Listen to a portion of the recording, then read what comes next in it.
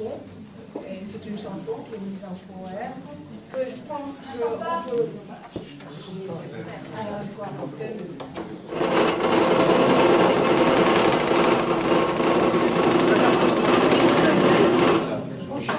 Si je chante, on va m'entendre.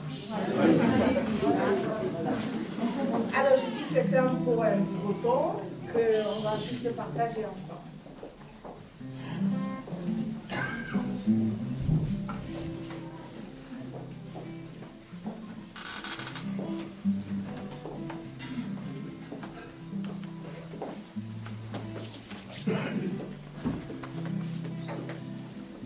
J'ai besoin de l'écho des cathédrales pour m'entendre prier. J'ai besoin du soleil et des étoiles pour mirer ma joie d'aimer. J'ai besoin de l'écho de la vallée, du vent, de la mer et des alices. Pour porter le poids de ma liberté. Troubadour des grands chemins, vagabond de vastes horizons, le monde a besoin de votre espérance. Troubadour des grands chemins, vagabond de vastes horizons, vous êtes l'espérance des bien des malheureux. Ils ont besoin de l'écho des cathédrales pour s'entendre prier.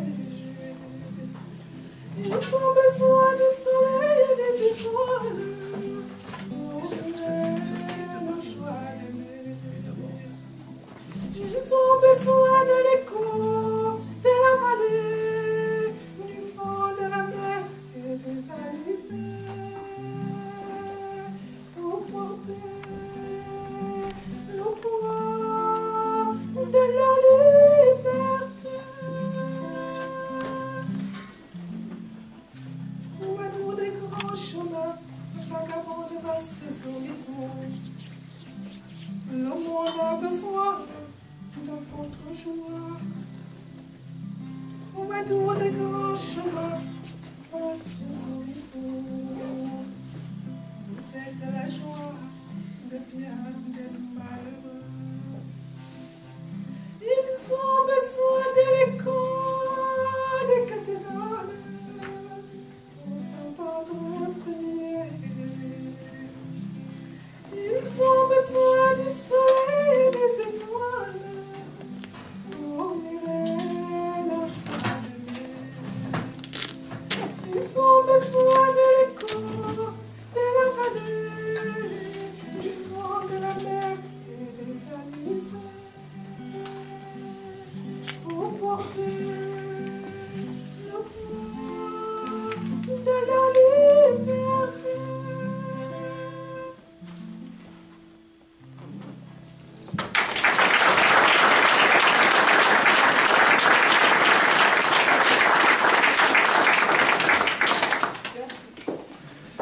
Nous poursuivons donc nos journées artistiques et interreligieuses. Et c'est bienvenue à tous les nouveaux qui arrivent de différents horizons cet après-midi pour ce dialogue sur la miséricorde à partir de deux traditions. La tradition juive, la foi catholique et la foi chrétienne.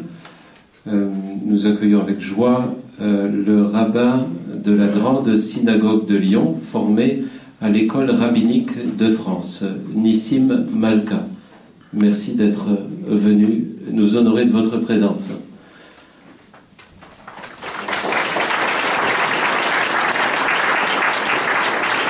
C'est lui qui nous offrira la première contribution. Ensuite, c'est le cardinal Barbarin, que tout le monde connaît, qui entrera en dialogue avec lui sur la miséricorde. Après cela, nous aurons une table ronde et un échange avec le public sur les implications que ça peut avoir dans une civilisation un peu renouvelée, occidentale renouvelée, à partir de la miséricorde, renouvelée et plurielle.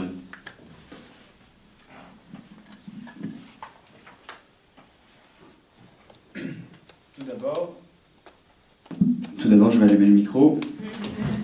Voilà, c'est chose faite. Bravo à cette très belle interprétation, très belle musique et accompagnement musical. Merci à monsieur Monseigneur Barbarin de m'avoir laissé parler en premier. Il a dit que j'étais le plus ancien. Je lui ai dit, c'est... En tout cas... Enfin, voilà. Voilà. Non, c'est bon de se rajeunir un petit peu.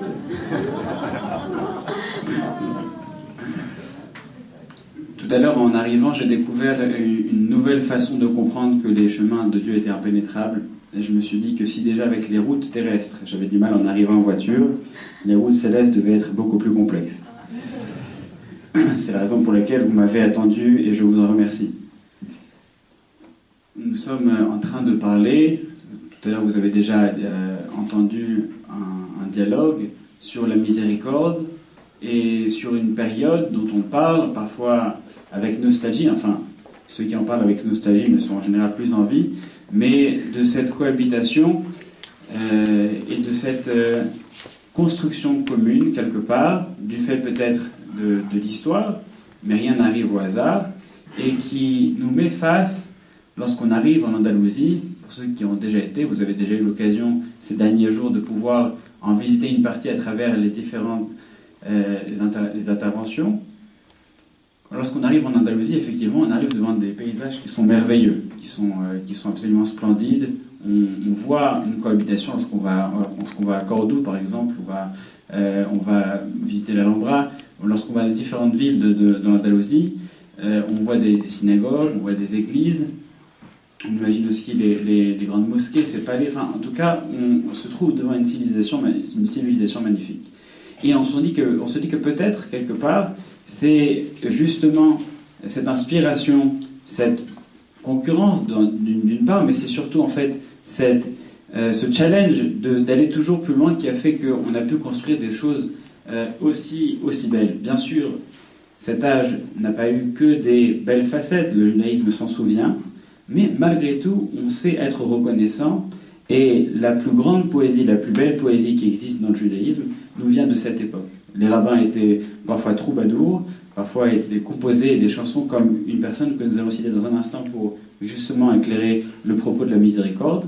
Donc des rabbins qui vivaient de l'art de la poésie en Andalousie et qui en même temps, sur leur temps libre, pouvaient donner, enseigner, écrire des manuscrits que nous avons récupérés aujourd'hui. Le thème de la miséricorde, c'est quelque chose qui est en même temps extrêmement large dans le judaïsme comme dans les autres religions. Le terme le miséricordieux, c'est quelque chose qui touche fondamentalement à Dieu. Ça touche à l'essence divine, ça touche à quelque chose qui nous est imperceptible, qui nous est dans une certaine mesure incompréhensible, mais nous essayons de nous pencher sur la partie que nous pouvons appréhender. Alors effectivement, il y a dans le divin différents attributs, différents adjectifs qui le qualifient, et nous avons dans le judaïsme 13 midot, 13 qualités, 13 attributs qui désignent le divin, qui désignent le Saint béni soit-il, et parmi elles, effectivement, nous avons donc le Rachum, celui qui est miséricordieux.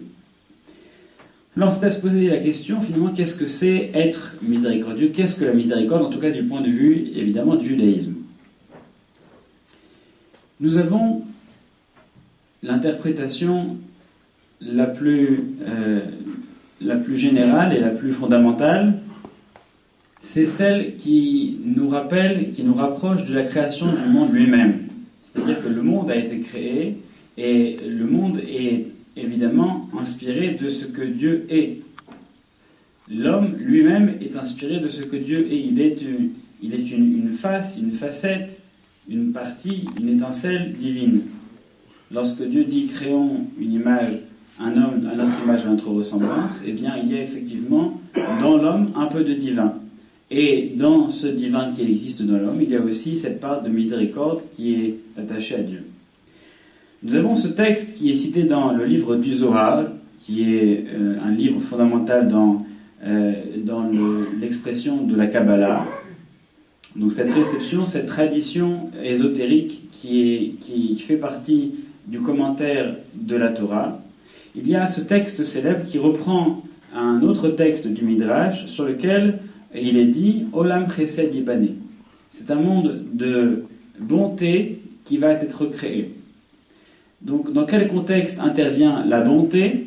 Dans le contexte où on attribue à Dieu donc cette phrase où Dieu est en train de façonner le monde, mais il se dit « Nous allons créer un monde, et ce monde doit être juste ». Alors il le crée dans la justice, dans le din, c'est-à-dire dans la justice rigoureuse. Et puis en créant le monde, il se dit « Il ne peut pas tenir ainsi, le monde ne peut pas tenir ainsi ». Alors il y associe à ce moment-là, il y associe donc la miséricorde.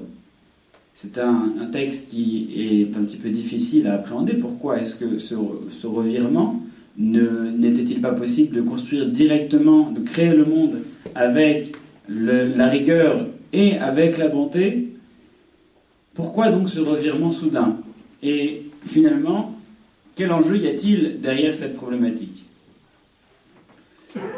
Qu'est-ce que c'est un monde qui est jugé dans la rigueur, dans la loi? Bien, imaginez une société comme ça existe, comme ça a existé, ça existe encore aujourd'hui, où une personne, dès l'instant qu'elle a franchi la limite, dès l'instant qu'elle a mis un orteil au-delà de la limite, est immédiatement punie. C'est possible, ça existe. En quoi est-ce impossible? Pourquoi le monde ne peut pas exister ainsi? Pourquoi le monde ne pourrait pas survivre de cette manière-là? Il y a bien des sociétés qui existent de cette manière où tout écart vis-à-vis de la justice est sévèrement puni. Mais dans une société encore, on n'est pas omniscient. La police ne sait pas tout.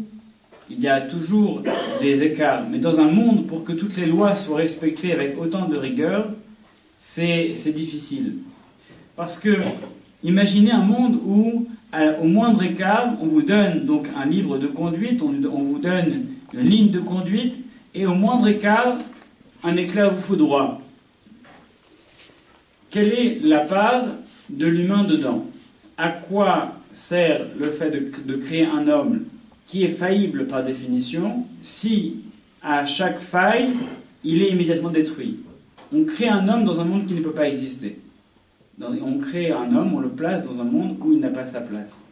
L'homme a été créé, est une créature qui a ce libre arbitre, cette capacité à choisir, mais encore faut-il pouvoir choisir. Alors revenons justement à ce qu'est la miséricorde dans le judaïsme. La miséricorde ne constitue pas un échappatoire éternel. C'est-à-dire que ce n'est pas le fait de pardonner pour pardonner.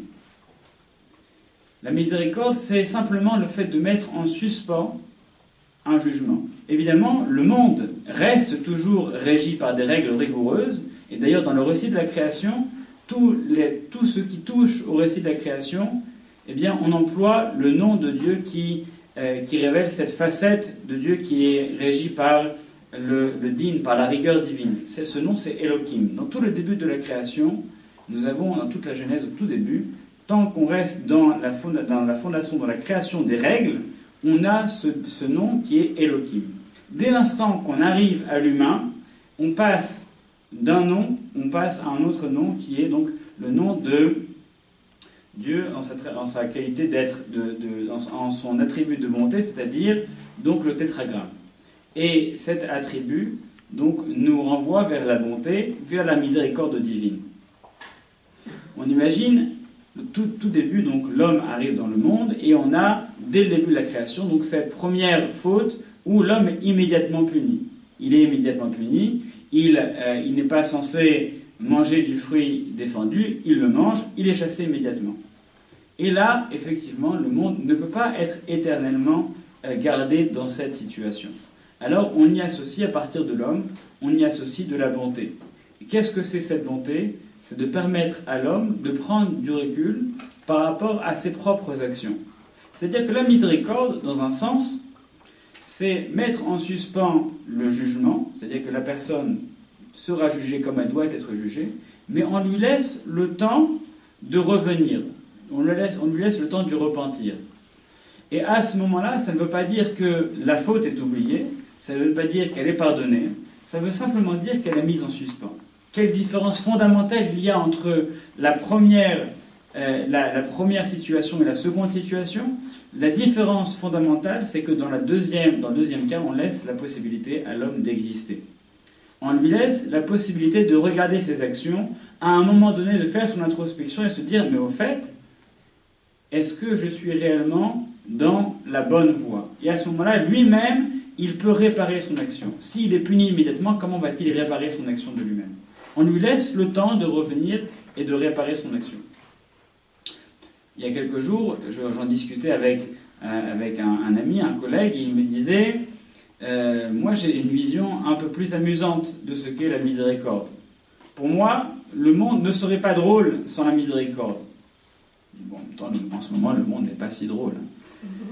Mais alors il me dit non, mais le monde ne serait pas si drôle parce que on imagine un monde où on est puni directement. Où est la place de l'homme? C'est-à-dire, comment est-ce qu'on me laisse croire? Comment est-ce que, si le monde n'est régi que par la loi, où est la place de la foi? C'est-à-dire que, évidemment, je traverse la ligne, je traverse le feu rouge, un policier se cache derrière le feu rouge, et derrière chaque feu rouge, il y a un policier. Qui va être la personne, à part une personne qui serait conviée au sanctuaire d'Ars avec un cadre d'ordre, mais à part une personne comme ça, à part une personne donc, qui aurait un danger imminent, pourquoi est-ce qu'on irait traverser ce feu rouge? Non, il me dit justement, le monde est beaucoup plus intéressant lorsqu'il n'y a pas de policier derrière le feu rouge. Et maintenant, on veut savoir si, maintenant que tu connais la règle, est-ce que tu vas rester derrière ce feu rouge ou est-ce que tu vas vouloir le traverser? Précisément, la miséricorde, c'est justement l'idée de laisser à l'homme la possibilité de croire.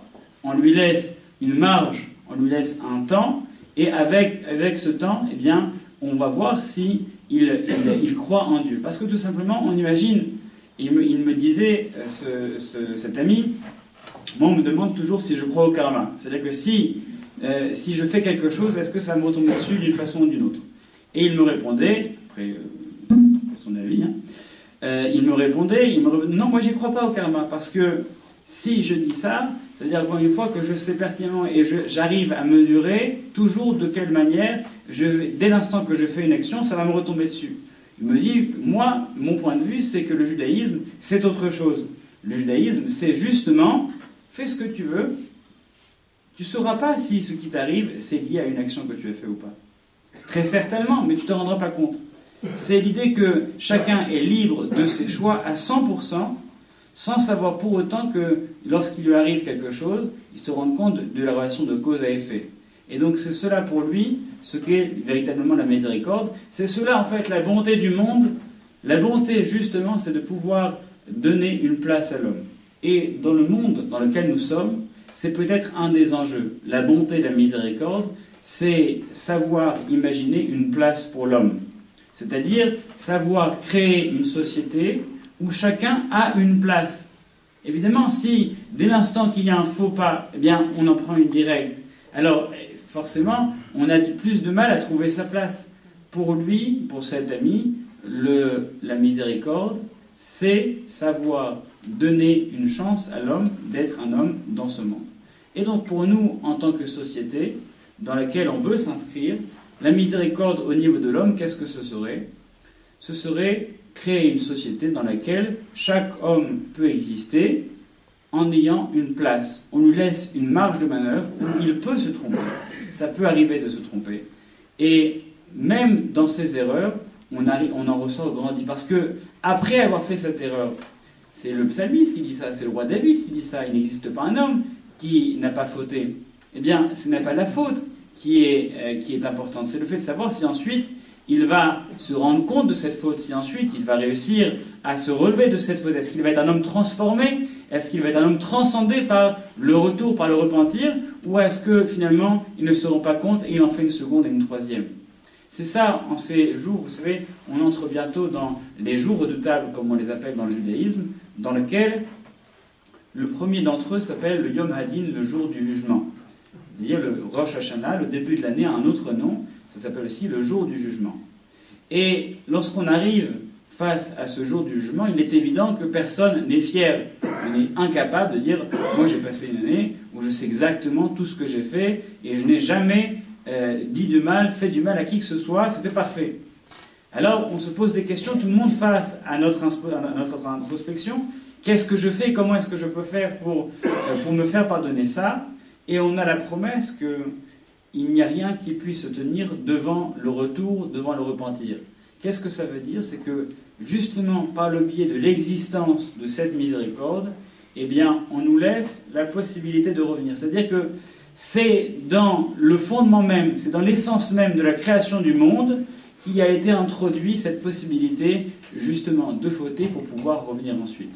Donc on ne peut pas jeter la pierre à une personne qui a fauté parce que précisément l'homme est faillible et c'est dans cette faillibilité qu'il peut justement devenir encore meilleur, qu'il peut devenir encore plus grand.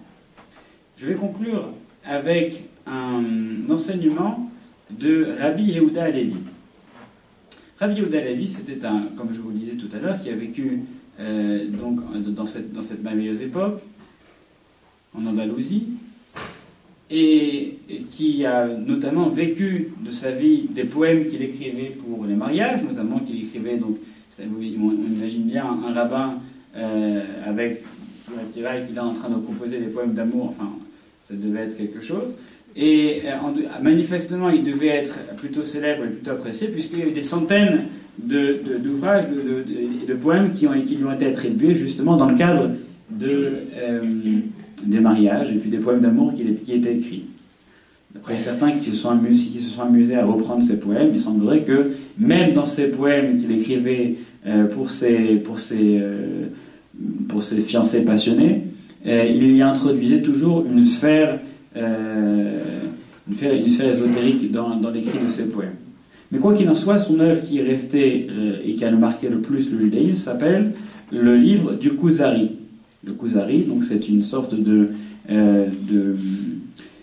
d'échange, c'est une sorte de mise en scène d'une situation qui s'était passée quelques siècles auparavant, d'une région, du roi des Khazars, qui aurait rencontré quelqu'un, et au gré de ces rencontres, il aurait décidé de se convertir. Alors le Kuzari, donc le Rabbi Yehuda Halevi, reprend cette histoire pour mettre en scène la discussion entre une personne et un sage à qui il pose des questions. En cela, il se permet de poser toutes les questions qu'il veut, sous couvert de cet ami qui va poser des questions, et sous couvert de cette discussion, il peut mettre en scène toutes les questions qui se posaient à son époque, et y répondre lui-même. Et donc justement, il est devant ce roi qui lui dit je suis un petit peu perdu avec tous ces noms qu'il y a tellement d'adjectifs, on ne sait plus par où commencer. Alors, est-ce bien la même personne? Est-ce qu'elle est bien la même entité? Est-ce que c'est possible que, avec tous ces adjectifs, tous ces qualificatifs, est-ce qu'on s'adresse toujours à la même entité, en même temps un Dieu qui est jaloux, en même temps un Dieu qui est gentil, en même temps un Dieu qui est colérique, est-ce que c'est possible que tout sorte de la même entité? Et donc le Chaver, donc cet ami qui répond à la question, ce sage, toujours dans cette mise en scène, qui répond à la question et qui lui dit, c'est vrai, il y a de quoi se perdre dans tout ça, et qui lui classe les différents adjectifs en trois catégories. Moi, ce qui m'intéresse, c'est la catégorie, justement, dans laquelle il place l'adjectif de Rachmanout, c'est-à-dire de miséricorde, le miséricordieux. Eh bien, il dit que finalement, lorsqu'on s'adresse à Dieu, il y a une grande partie de projection, de choses que nous projetons sur lui. Il y a des attributs comme ceux dont on a parlé, les 13 qualités, donc le fait que Dieu qu'il soit un, qu'il soit unique, qu'il soit éternel, toutes ces choses-là qui correspondent à l'essence même de ce que nous percevons comme Dieu. Mais il y a des choses, il y a des adjectifs qui vont être, disons, qui vont être relatifs en fonction de la personne. Par exemple, lorsqu'il dit un Dieu miséricordieux, ça dépend qui dit ça et dans quel contexte. On imagine bien deux personnes qui sortent d'un même jugement, et il y en a un qui ressort donc en ayant gagné le procès, et l'autre qui ressort en n'ayant pas eu le procès. Les deux sont croyants. Dieu va dire, ah, Dieu est miséricordieux, le dira, Dieu est en colère aujourd'hui.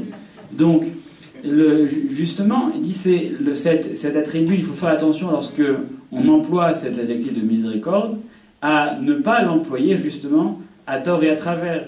Dieu est avant tout tzedek, c'est-à-dire quelque chose de juste, d'équilibré. Donc c'est une balance entre le monde qu'il dirige et qu'il comprend, qu'il conçoit et qu'il habite en permanence. Et donc en fonction de tous les éléments, toutes les statistiques, de tout ce qui existe, de toutes les personnes, de tous les cœurs qui sont les reins, en fonction de tout ça, il établit un jugement. Le fait de dire que pour telle ou telle chose, Dieu est miséricordieux, ce serait parfois insulter le jugement de Dieu, parce qu'en réalité, on n'y comprend rien. Si ça se trouve, ce qu'on perçoit, nous, actuellement, comme de la miséricorde, en réalité, ça n'est pas du tout, et on s'en apercevra un peu plus tard. En réalité, la miséricorde divine, c'est quelque chose qui existe de manière tout à fait objective, que nous ne percevons absolument pas, que nous ne comprenons pas, mais qui est tout simplement cette relation à Dieu dans cette sphère où on sait que le monde me permet d'exister en tant que moi-même. Donc effectivement, lorsque on parle de Dieu en tant que Dieu de miséricorde, comme l'a fait mériter Abraham à ses descendants, Dieu de bonté, eh bien c'est précisément l'idée que Dieu donne du temps aux hommes. Et pourquoi est-ce que je parle d'Abraham? Et je passerai ensuite la parole. Parce que Abraham, comme le disent les maximes des pères, Abraham est la preuve de l'existence, la preuve de la découverte de l'attribut de miséricorde dans le divin. Pourquoi est-ce à Abraham qu'on attribue cette découverte?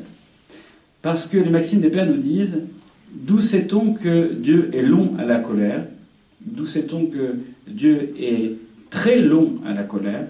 C'est parce que dans le récit biblique, il y a 10 générations qui séparent Noé d'Abraham, et à la fin de ces 10 générations, eh bien, le monde n'est pas détruit. Toutes ces générations, il est détruit une première fois d'Adam à Noé, 10 générations avant que le monde ne soit détruit, et 10 autres générations pour nous faire comprendre qu'il suffisait d'une seule personne, pour sauver le monde. Et à l'époque de Noé, ça ne suffisait pas. Et de Noé à Abraham, toutes les générations n'ont pas cessé de fauter, toutes les générations n'ont pas cessé d'être dans le démérite, mais il a suffi que uniquement une bonne volonté, une personne, une entité puisse relancer l'humanité, et Dieu n'a pas détruit le monde. Et c'est grâce à Abraham, qui a donc récolté le mérite de ces 10 générations perdues, eh bien c'est grâce à Abraham que le monde a pu repartir. C'est pour nous montrer la longanimité, c'est pour nous montrer aussi donc cet attribut de miséricorde qui existe dans le monde. Dieu nous laisse avancer pour nous permettre de revenir, et c'est en cela que Abraham s'est illustré en tant que père fondateur de la religion. En tout cas, ce qui est sûr, c'est que nous, à notre niveau, en tant que société, on peut s'inspirer d'Abraham, on peut s'inspirer de cette qualité de Rahmanut, de miséricorde, en créant un monde où l'homme a sa place et où l'homme, ne serait-ce qu'une personne, l'homme est capable de sauver l'humanité tout entière.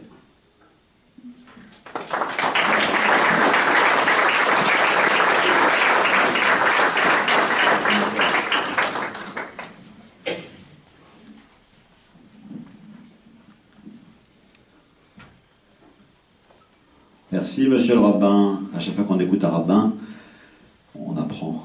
C'est pour ça d'ailleurs, c'est votre nom. Rab, c'est qu'il en a beaucoup dans la tête, donc il nous en donne toujours. Et je n'avais jamais entendu cette explication de lent à la colère, qui est une des expressions de la miséricorde qu'on n'aborde pas très courageusement, comme vous savez, dans la Bible. Alors, je commencerai par un petit point personnel. Donc, quand je suis nommé archevêque de Lyon, c'est dans l'été 2002. Je reçois un coup de téléphone et on me dit, il n'y a aucun évêque français qui va au dernier voyage de Jean-Paul II en Pologne. Est-ce que vous pourriez y aller? et il va inaugurer le sanctuaire de la miséricorde, justement, à Łagiewnicki, dans la banlieue de Cracovie. Naturellement, je suis très content, j'y vais. Il est épuisé vraiment à la fin de sa route, il ne marche plus, il parle très mal. Donc on écoute le sermon avec beaucoup d'attention, dans cette église totalement neuve qui vient d'être achevée. Et tout d'un coup, dans le sermon, j'entends cette phrase: la miséricorde n'est pas un attribut de Dieu, n'est pas une qualité de Dieu, c'est son nom. Ça, je n'avais jamais entendu. Et je me suis dit, bah, c'est son nom, pourquoi le pape dit ça, quoi? D'où ça vient? Qu'on puisse dire, on dit de Dieu qu'il est tout-puissant, qu'il est... enfin, on donne des attributs à Dieu. Et il dit, quand on dit qu'il est miséricordieux, c'est autre chose, c'est vraiment son nom. La miséricorde, c'est son être le plus profond. Alors, du coup, à partir de là, je me suis mis à travailler un petit peu, et finalement, j'ai découvert un passage majeur de la Torah auquel j'avais jamais fait attention, qui est un verset, Exode 34:6, que je voudrais commenter maintenant. Donc, en présence d'un rabbin, ça va être dur, parce que je vais avoir des références à faire constamment à l'hébreu. Il me corrigera pour les erreurs que je ferai. Mais je vais le faire parce que bon, j'aime la Torah beaucoup, autant que lui, c'est une parole de Dieu, bien sûr. Ce matin, j'expliquais qu'on est un peu piégé avec le mot miséricorde. Parce que pour les Français, c'est très simple, c'est un cœur qui est proche des misères. Sauf que dans les mots qui sont utilisés en hébreu comme en grec, d'ailleurs, il n'y a ni cœur ni misère. Donc c'est quoi ce mot de la miséricorde? Et quand Dieu parle de lui et qu'il dit à Moïse qui il est, eh ben je ne vois pas ni le cœur ni la misère. Par exemple, dans Moïse qui dit, je vais aller leur parler aux Hébreux, mais qu'est-ce que je vais leur dire? Qui c'est qui t'a envoyé? Et alors tu leur diras, je suis celui qui suis. Alors voilà une phrase, au moins celle-là elle est claire, rien du tout, parce qu'on ne comprend pas ce que ça veut dire cette expression. Ayez Asher Ayeh. En fait, c'est une expression très difficile à traduire. Donc quand elle est traduite, je suis celui qui suis, on a l'impression que c'est un philosophe qui fait de la métaphysique, ce qui n'est sans doute pas une des qualités premières de Dieu. Et quand on regarde de près, je pense à la traduction de Martin Buber, par exemple, qui dit, en fait, c'est un inaccompli en hébreu, c'est-à-dire c'est l'être de Dieu et son devenir, ce qu'il va faire. Et d'une certaine manière, Dieu te dit, tu sais, je serai là, quoi. Dans ta vie, quand je serai là, je serai là. C'est-à-dire que Dieu, s'il s'implique dans notre vie et s'il intervient dans notre vie, c'est une présence qui est une présence agissante précisément dans son amour. En fait, si je regarde le contexte de ce passage-là que je commente, qui est Exode 3:14, il y a un contexte. Et comme par hasard, j'y trouve la misère. Alors le Seigneur dit, j'ai vu la misère de mon peuple qui est en Égypte. C'est au verset 7. J'ai entendu son cri devant ses oppresseurs. Oui, je connais ses angoisses. Je suis descendu pour le délivrer de la main des Égyptiens. Évidemment, pour nous les chrétiens, c'est quelque chose qui résonne très très fort. Ce « je suis descendu ». C'est-à-dire Dieu qui va vraiment se pencher sur nous. Ce matin, je commentais le Magnificat. Il s'est penché sur son humble servante. Comment il a fait pour me découvrir, moi, une toute petite de rien du tout dans le peuple d'Israël, pour que je sois l'instrument de sa miséricorde. Et donc, dans le tout premier nom que Dieu donne dans Exode 3:14 pour envoyer Moïse en mission, on voit déjà une forme de sa miséricorde. J'ai vu la misère de mon peuple, ça m'a touché, alors je m'engage, je fais irruption, je viens, j'interviens à l'intérieur de l'histoire de mon peuple pour le délivrer de la main des Égyptiens, parce que j'ai entendu son cri, qui est le cri de sa détresse. J'ai vu et j'ai entendu. Et donc il dit à Moïse, en fait, c'est une des traductions possibles, cette interprétation complexe de cette expression difficile. Moi je suis là, je suis avec vous et je serai avec vous, et quand je serai là, je serai là. Un Dieu qui s'engage. Très bien. Et après, on a les récits du don de la Torah. Donc, quand il monte sur la montagne et qu'il redescend avec la Torah, tout fier, etc., qui s'aperçoit que le peuple s'est mis à adorer le veau d'or, alors là, c'est une espèce de rage folle, quoi. C'est-à-dire, en fait, au moment même où le peuple reçoit le plus beau cadeau que Dieu pouvait leur faire, ce que les Juifs célèbrent toujours avec la fête de Shimchat Torah, qui est donc une espèce de grande allégresse de la loi. Un jour, je rêve qu'on puisse faire, les Juifs et les chrétiens, une fête commune, Parce que vous dites le plus beau cadeau que nous avons reçu, c'est la Torah, et nous disons le plus beau cadeau que nous avons reçu, c'est l'Eucharistie. Et vous sortez dans la rue et vous chantez votre joie et votre allégresse de la Torah, et nous, à la fête du Saint-Sacrement, on sort dans la rue et on transporte le Saint-Sacrement en disant on n'a pas eu de plus beau cadeau que ça. On sortirait ensemble dans les rues de Lyon pour chanter notre reconnaissance à Dieu qui nous a fait un si beau cadeau. Je pense que les sentiments sont très très proches, quoi, à ce moment-là, de reconnaissance, de gratitude, et on se dit, ah là là, si je pouvais le suivre de plus près. Les Juifs savent qu'ils ne sont pas à la hauteur de la Torah, et les chrétiens savent qu'ils ne sont pas du tout à la hauteur de ce que Jésus leur demande, ou leur propose de vivre, et qu'en même temps, il n'y a pas de plus beau cadeau que ça. Peut-être que c'est un rêve, peut-être que ça se réalisera.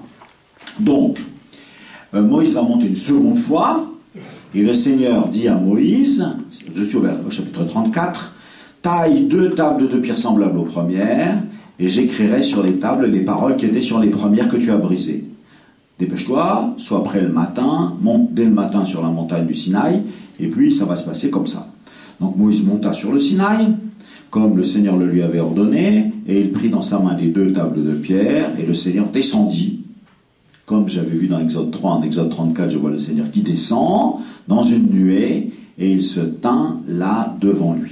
Alors là, je dois me confesser, parce que le verset qui est là, moi je pensais que c'était Moïse qui criait devant Dieu. Et c'est pas du tout Moïse qui crie devant Dieu, c'est Dieu qui dit qui il est. Et c'est ça qui m'a fait comprendre la phrase de Jean-Paul II. La miséricorde, c'est Dieu qui dit qui il est. C'est véritablement son être. C'est pas une exclamation de Moïse, donc on lit le texte. Il invoqua le nom du Seigneur, c'est Moïse, hein, il invoqua le nom du Seigneur. Le Seigneur passa devant lui et il proclama. Et c'est Dieu qui se met à proclamer. Et que dit-il? Alors devant le rabbin, je ne vais pas dire les mots qui est écrit, donc je vais dire Adonai, Adonai, Seigneur, Seigneur. Et voilà les mots. Alors ça, c'est vraiment des mots, je vais me permettre d'essayer de les expliquer de près. Parce que petit à petit, en réfléchissant à la miséricorde, je me suis dit que c'est une symphonie. Pour arriver à comprendre ce mot, il faut l'approcher avec 1, 2, 3, 4, 8, 12 mots. Il faudrait que j'y rajoute tous les mots grecs du Nouveau Testament pour arriver à partir de là à comprendre ce que veut dire ce concept. Et pour ne pas l'enfermer uniquement un cœur gentil qui est pris de pitié pour les misères, miséricorde. Et ici, on a un verset tellement important d'ailleurs, qu'il est constamment cité, vous savez, dans les psaumes, dans le psaume 102, 103, dans le psaume 145, au verset 8 d'ailleurs dans les 2 cas, dans le livre de Joël. C'est une des lectures que nous faisons, nous, le jour du mercredi des cendres. Quand on entre dans cette période de carême et de pénitence, on relit ce verset, mais chez le prophète Joël. Alors voilà, j'essaye cette explication comme je l'ai travaillé moi-même, et sous son regard à lui aussi. Et donc le premier mot, il l'a déjà cité, et c'est celui qu'utilisent le plus les musulmans, M. Gassi nous l'a montré ce matin, qui est Raham. Raham, Rahem, les musulmans vous dites Rahim, Rahman, Rahim, voilà, le très miséricordieux, le tout miséricordieux. En fait, à l'origine, c'est la matrice maternelle. Et en même temps, ce sont les entrailles d'un père. C'est-à-dire, je l'aime du fond de mon ventre. Pour les chrétiens, l'image la plus belle, c'est le verset sublime, je crois que c'est le verset 20 dans Luc 15 de l'histoire de l'enfant prodigue. Alors, dès qu'il le vit, son fils, il fut pris aux entrailles. Esplankniste, dit le grec. Splankna, c'est les entrailles.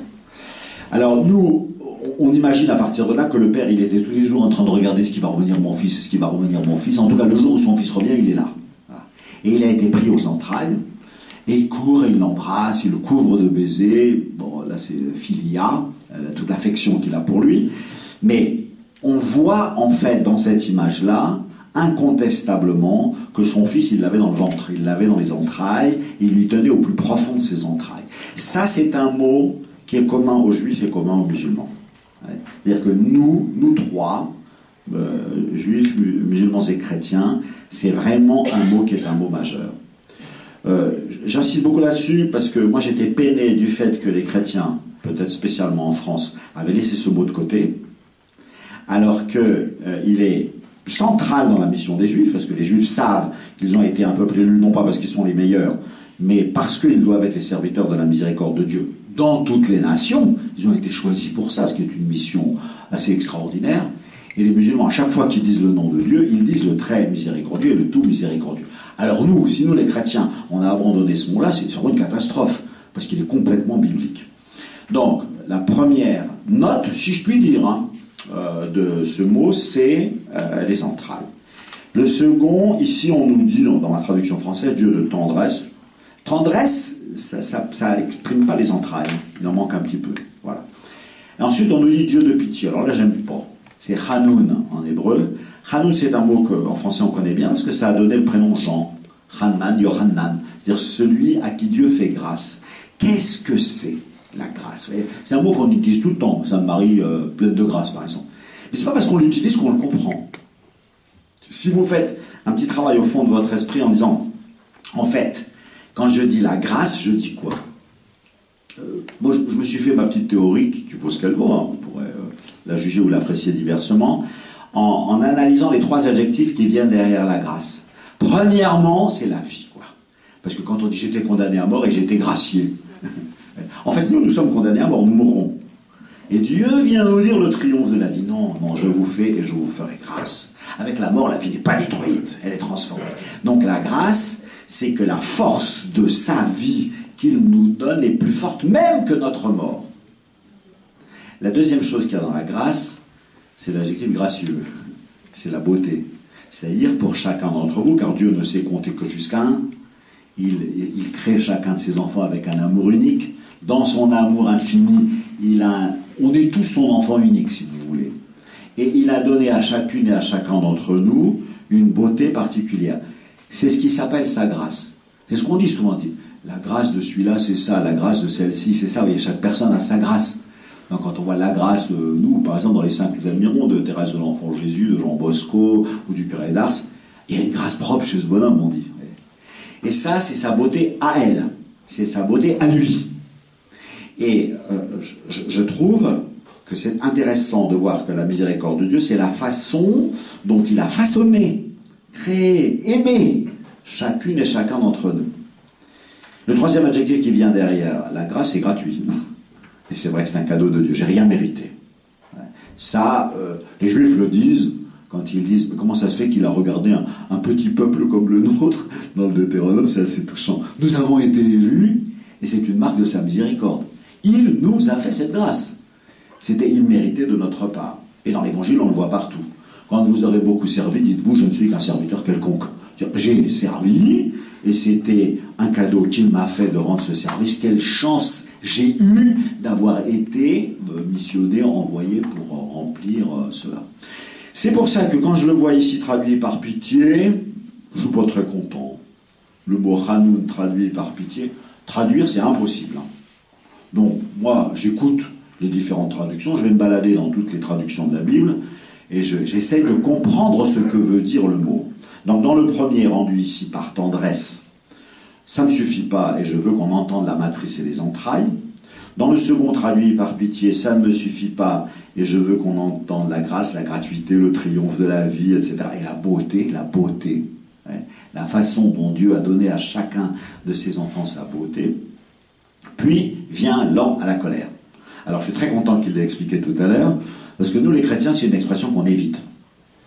Des fois, j'ai même entendu des chrétiens qui disaient « Oui, dans l'Ancien Testament, c'est un Dieu de colère, mais dans le Nouveau Testament, c'est un Dieu d'amour et de tendresse. » Je dis « Ça prouve que tu n'as lu ni l'Ancien Testament, ni le Nouveau Testament. » Parce que dans le Premier Testament, on voit bien que Dieu est rempli de tendresse pour nous, et qu'il a un amour, il va parler à notre cœur, je vais la conduire au désert, je lui parlerai comme à celle que j'aime, etc. Ou le Cantique des Cantiques, enfin que tout est une logique d'alliance, et de fait, il y a des moments de colère. Parce que quand ça ne va pas, la seule solution qu'il a, c'est qu'il faut qu'il se mette en colère. Lent à la colère, c'est comme les parents, quoi. Quand ils disent à leur enfant, bah, mon petit chéri, il ne faut pas faire ça, et l'enfant dit, ah bah oui, maman, je te promets, je ne le ferai plus. Tandis que des fois, l'enfant, il recommence. Et puis quand il recommence beaucoup, les parents disent, il va falloir que je hausse le ton. Donc il va être lent à la colère, mais il y a des moments où il faut se mettre en colère. De même avec Jésus. Donc dans le Nouveau Testament, on le voit se mettre en colère. Donc devant la Samaritaine, pas besoin de se mettre en colère. Au contraire, il est rempli de douceur. Devant Zachée, il ne se met pas en colère. Devant la femme adultère, il ne se met pas en colère. Mais quand il y a une muraille épaisse, voyez, de gens qui le refusent, qui ont décrété sa mort, malheur à vous, vous êtes comme des sépulcres blanchis, etc. Ils se mettent en très très grande colère pour essayer de casser la muraille de béton qui est en eux. Donc on ne se met en colère, c'est une très jolie expression de Peggy d'ailleurs, sa colère n'est qu'une marque de son amour, c'est vrai. C'est quand son amour ne peut plus s'exprimer autrement, la dernière ressource, c'est pour ça qu'il est lent à s'y mettre. Il se met en colère quand il ne peut plus faire autrement. Et ça parcourt toute la Bible, hein. Dans les deux testaments, ça parcourt la Bible partout. Le quatrième, alors là c'est plus compliqué à traduire. Donc on nous dit Rab Chesed. Rab, tout le monde comprend, je veux du rab. Ça veut dire j'en veux beaucoup. Donc il en a beaucoup, comme un rabbin, il en a beaucoup dans la tête. Donc beaucoup, et il en a beaucoup. Qu'est-ce qu'il a beaucoup? Il a justement beaucoup de chesed. Chesed. Alors voilà vraiment un mot très très très compliqué à traduire. Il y a un prêtre français, Chanoine Hosty, qui a traduit toute la Bible en entier tout seul. Ce qui est très intéressant comme travail, c'est un excellent bibliste, mais parce qu'il fait les relations entre les mots partout où il les trouve dans la Bible, avec leurs différentes nuances. Et quand il arrive sur le mot chesed, Étienne Hosty, il dit chesed, c'est le tourment des traducteurs et des commentateurs. Je ne sais pas comment je vais m'en sortir. En fait, lui, il a fait le choix de le traduire par fidélité. Je ne sais pas si c'est bien, mais c'est assez beau. En tout cas, nous, on a des traductions complètement plates. Par exemple, on dit « Car éternel est son amour » dans le psaume 135. L'hébreu dit « Ki leur lam chasdo », c'est-à-dire « Sa miséricorde est pour toujours ». Alors, sa miséricorde, c'est une juste traduction. Mais ça veut dire quoi très exactement? Quelle est la caractéristique de cet amour de Dieu qui va durer de toujours à toujours, qui va passer et culbuter tous les obstacles, voyez? Et alors, de l'amour, il en a au rab, il en a en quantité, il en a en surabondance. Personnellement, je ne sais pas si vous travaillez aussi sur le grec, le mot grec que je crois le plus proche de cela est celui que je commentais ce matin dans l'évangile de Saint-Luc et dans la Nativité, qui est le mot de Eudokia. Regardez tout l'amour de Dieu qui est en train de déferler sur le monde comme une cascade. Vous voyez, à la naissance de Jésus, l'ange qui chante « Gloire à Dieu au plus haut des cieux et paix sur la terre, paix aux hommes sur la terre, car l'amour de Dieu est en train d'arriver, de débouler, de surgir, voilà, pour inonder, féconder, irriguer toute la terre. » C'est ça que Jésus voit, il dit « Oui, mon Père, voilà la cascade de ton amour qui est en train d'arriver sur nous. » En grec, le mot qui est là, c'est le mot de Eudokia. Correspond-il exactement au mot chesed? Le mot chesed est partout présent dans la Bible. C'est vraiment... D'ailleurs, chez vous, les Juifs aussi, c'est un mot très connu avec les chassidim. Les chassidim, on les voit, on les aime, ils ont une espèce d'allégresse, une espèce de ferveur. Il y a une note de joie aussi dedans.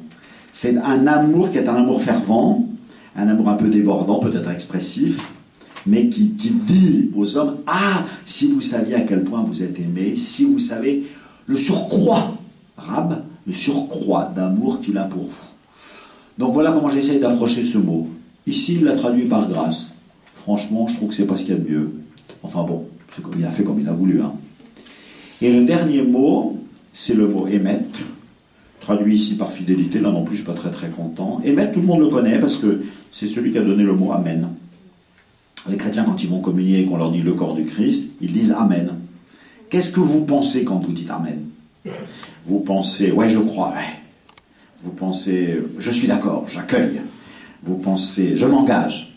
Dans émettre, il y a à la fois une vérité, un acte de foi et un engagement. Ouais.